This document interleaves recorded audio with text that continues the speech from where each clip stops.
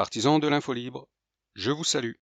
Le drame de Maui est en train de prendre des proportions gigantesques qui menacent même le régime de Joe Biden Robinette. C'est peut-être la goutte d'eau qui va faire déborder le vase et donc cela mérite d'y consacrer une petite vidéo. Alors je rappelle brièvement les faits. Du 8 au 10 août, un incendie alimenté par des vents violents a quasiment détruit la ville de Lahaina, située sur l'île de Maui, la seconde plus importante île de l'archipel d'Hawaï.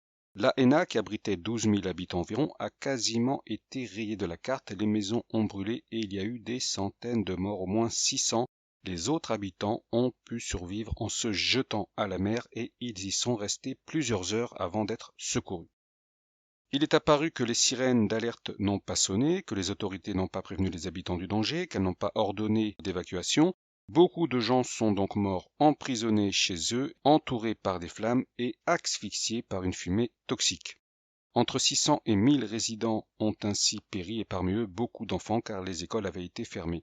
C'est la pire catastrophe de l'histoire d'Hawaï et l'une des pires de l'histoire américaine et les gens sont complètement désorientés et dans ces conditions diverses théories conspirationnistes commencent à se diffuser.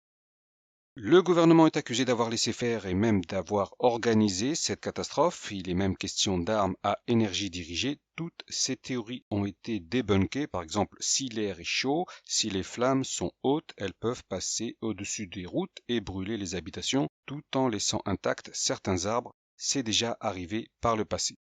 Il faut savoir aussi que les habitations avec leur mobilier moderne sont extrêmement inflammables. Le moindre feu peut tout faire flamber. Donc il n'y a pas de preuve définitive d'un acte malveillant, mais il y a quand même beaucoup de coïncidences.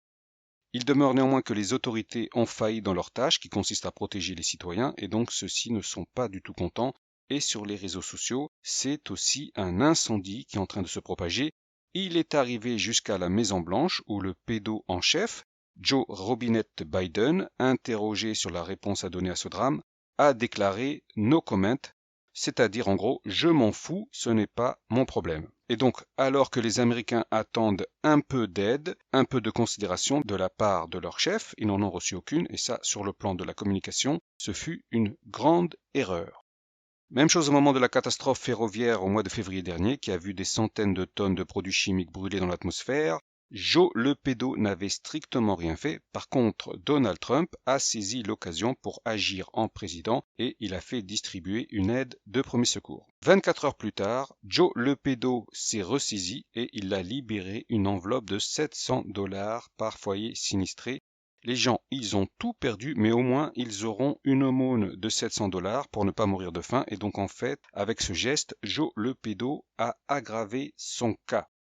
Les gens sont vraiment pas contents, ils se posent des questions, nous n'en sommes qu'au début, les infos commencent à sortir les unes après les autres. Mais il y a néanmoins un fait important qui est ressorti, il est apparu que le shérif de Lahaina était le même qui officiait au moment de la fusillade de Las Vegas en 2017. Cette fusillade avait fait 60 morts et des centaines de blessés. À l'époque, certains témoins avaient raconté qu'il y avait plusieurs tireurs et ce qui a alimenté les thèses complotistes. Et aujourd'hui, le shérif de Las Vegas a déménagé à Lahaina et rebelote encore un drame comme par hasard.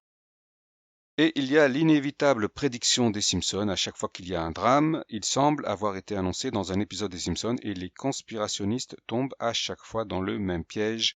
Mentionner les Simpsons, c'est se décrédibiliser par avance. Le débat est saboté. Les Simpsons, c'est un dessin animé pour enfants. Impossible alors de prendre de telles théories au sérieux, et c'est peut-être justement pour cette raison que les comploteurs, s'ils existent vraiment, se servent de cette série.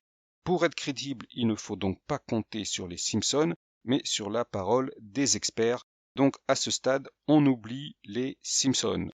Autre info qui est ressortie, l'île de Maui va servir de tremplin pour l'intelligence artificielle avec les fameuses villes 15 minutes. Au mois de septembre, une conférence est même prévue pour la gestion de l'île via l'intelligence artificielle et donc certains pensent qu'avant de lancer le projet, ils ont fait table rase afin de tout racheter. Il y a encore d'autres faits étranges. Les responsables des services de secours n'étaient pas présents, les sirènes n'ont pas retenti, il y avait un manque de pompiers, il n'était que 60 pour 3 îles d'Hawaï. Voilà ce que l'on peut dire pour le moment en fonction des informations dont nous disposons. Beaucoup d'interrogations. À chaque fois qu'il y a une catastrophe naturelle, le premier réflexe est de suspecter l'oncle Sam de l'avoir organisée. C'est ce qui s'est passé avec les séismes en Turquie, mais cette fois, il y a vraiment des questions à se poser au niveau de la gestion de la catastrophe et il faut donc explorer toutes les pistes. En attendant, les Hawaïens sont endeuillés et mécontents, ils se sentent traités comme des chiens, on ne les a pas prévenus de l'incendie, on ne les a pas secourus, on les a laissés griller vifs et les rumeurs les plus folles circulent. Quant à Joe le pédo, il est déjà entouré d'énormes scandales, son fils est un pervers toxico, on a trouvé de la drogue à la Maison Blanche, il y a des pots de vin, il y a la corruption, la guerre en Ukraine qui n'en finit pas, ce sont des milliards qui partent en fumée chaque semaine, et en plus de ça, il est sénile, il renifle les enfants, le drame de l'ANA pourrait être le clou de sa carrière politique, tout dépendra de la manière dont sera gérée les suites de cette affaire. Aujourd'hui, la grande question, c'est de savoir si les médias vont continuer à le protéger ou s'ils vont enfin le lâcher et le pousser vers la sortie. Ça, on le saura dans quelques jours, il faut attendre de voir si la colère populaire retombe. Si ce n'est pas le cas, c'en serait alors fini de Joe le pédo. Kamala Harris pourrait éventuellement le remplacer, sauf qu'elle est pire que lui, elle n'a pas la carrure pour occuper le poste de président des États-Unis. C'est une grande gaffeuse, elle n'a clairement pas toute sa tête.